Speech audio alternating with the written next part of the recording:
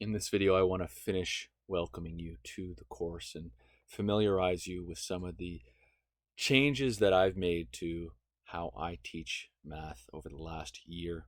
As we're all well aware, things are a little bit different in the midst of this pandemic. We're trying to make the best of the situation while both teaching and learning at home. I hope you find some of these changes useful. They really were designed to be student friendly and make math a subject that is a lot easier to get into, given we're not in a classroom setting, or we're not in a traditional classroom setting, at least. Now, if you have a look, right now I've opened up the welcome tab and I have the email page open from the detailed content for our course. And what I have in front of me right here is a copy of the email you all would have received last week. This email is a brief introduction to all of you and to the course. And I've gone over some of the procedures and protocols that I want students to be aware of, the format of the course, if you will. Now, I addressed a lot of your parents and guardians because I feel communication with home is really important right now, and it's very, very important in order to it's very important for keeping students engaged and preventing students from falling behind in their work, basically. And so I asked your families, if anyone is available, to have a look through the email with you, just so that everyone's kind of on the same page with regards to my expectations as we go through the course. The first bit here that I'm asking you to look at, the student login. If you haven't already, I need you to check out the Khan Academy. You need to sign up using your MyHT Oakville email. I sent a video, which I've also made available here, that basically shows the steps for how to sign up for Khan Academy using your MyHT Oakville account. So please make sure you do that as soon as possible if you haven't already. I'll be reaching out to those of you who haven't, probably by the end of the day or by the end of tomorrow. And then the next thing that I was really leading into on the subject of communication is how important it is to your success. And I'm trying to make the course more student friendly given all that's going on. And one thing that I know a lot of students don't tend to like is having the cameras and the microphones on 24/7. So as a compromise, I'm really asking you guys, because I don't really want my camera or microphone on 24/7. I think that's kind of creepy, but nonetheless, I'm asking you guys to turn off your microphone and camera, but also instead asking that you are available for the entire time we're in class together, should I need to reach you by either a Teams message or Teams phone call.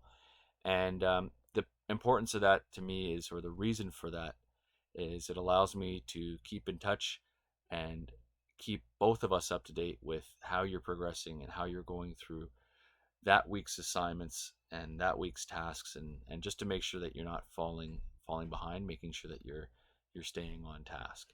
Now, we're going to be conducting an entrance interview either today or tomorrow, possibly later on this week, where we're going to take some time to get to know each other, and I have some questions about how you learn, your learning styles, and what I can do as a teacher to best support you in the course. And that kind of leads into our next piece here, this idea of active learning. And that goes back to something we've kind of already talked about with the theme of this week one project, the theme of apprenticeship. And what active learning really means to me is you're going to learn best in this course by doing. And that means you have to be actively participating in the coursework. You have to be completing all of the assignments and going through them, asking questions whenever you're having trouble. I will be able to see on my end, when it comes to the math and some of the work that you guys are doing on the Khan Academy, I'll be able to see how you're scoring, like what your marks are like. And in the event that you're having trouble or struggling, I'll know right away, and I'll be able to reach you and offer assistance. Now, assuming you get all of your work done for this course in class, if you can work efficiently while we are either in our morning or afternoon classes, you will have no homework in this class. Optionally, you can do some of you can work on your project at home. You can work on some of the assignments at home if you like, but it's not expected. It's really the setup of this course. I know you guys have a lot going on, um, jobs, a lot of family responsibilities, especially now. I don't want math to get in the way of that, assuming those same responsibilities don't get in the way of math during class time. So as long as you're doing your work in class, getting it done, you won't have any homework.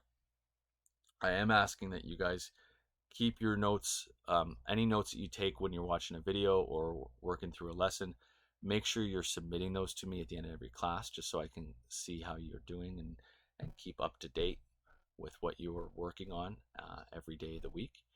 And then the only other discussion points that I brought up in the email were assessment and how that works. And I've kind of touched base on the rubric and how the weekly projects will work. I'm going to be marking your Khan Academy work, and I'll be marking your journal, or excuse me, your reflections, to see that you're completing all the assignments, and how you score on those assignments will basically be where your mark comes from. The culminating for this course is actually split up. I decided, instead of having one big culminating at the end, we're going to do smaller chunks or smaller pieces of the culminating over the next couple of weeks, like every 2 or 3 weeks. Our first one is going to be the week of May 9th, and it'll just cover the work that we did in the first 2 weeks of class, and that way you don't have to worry about forgetting something that we did the first Tuesday in class 2 months later when you're studying. Okay. So with that being said, if we have a look at the course overview, you'll notice there's not a whole lot of information here that I want to go over with you guys. There's no final exam. You'll see that in the mark breakdown. You can see the percentages or the weightings for knowledge, application, thinking, and communication. Those are reflected in the project rubrics. You'll see that there. Notice that the term mark is 80% of your final mark. Culminating is 20%. We're going to have around 4 parts to the culminating, so that works out to be about 5% per each part. And you might think that's quite a lot for one task, for one culminating. But notice, if we have 10 weeks in our course, that 80% term mark is going to be divvied up into pieces of 8% in size for each of our weekly projects. So you'll see that the work we do each week, it actually counts towards your final mark. It counts a lot towards your final mark. My expectations are pretty straightforward in terms of what I need you guys to do every day. The bottom line is I need you to come prepared to class. So you need to have your notebook, you need to have pencils, erasers, a calculator. You can use your phone, although if you're connecting to Teams through your phone, it won't be as convenient, or it won't be the best way.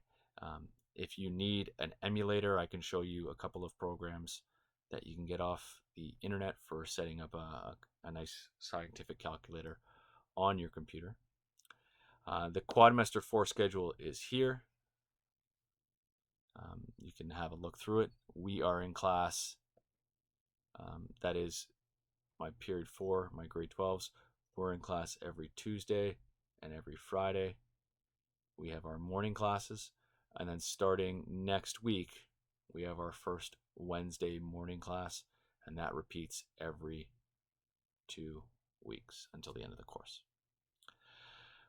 With regards to the late contract, one of the things that you'll see if you have a look at the teacher expectations is my expectations regarding missed tests and assignments. If you do not submit a project or you miss the culminating, you will be receiving one of these by email. I will be contacting both your parents or guardians and administration to let them know that you missed whatever task, and then it will be on you to get it done by the new due date. Okay. I don't want to really have a conversation with anyone about these, about what happens if you don't do the work after the late contract. We're in a tough enough situation as it is. I want you guys to do well in this course. I want you to not just pass, I want you to succeed. So I really don't want to have to deal with a situation where someone is falling behind and not able to catch up.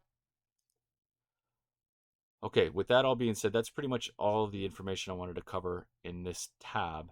Have a look at it. Let me know if you have any questions, and continue working through the other sections of the content here.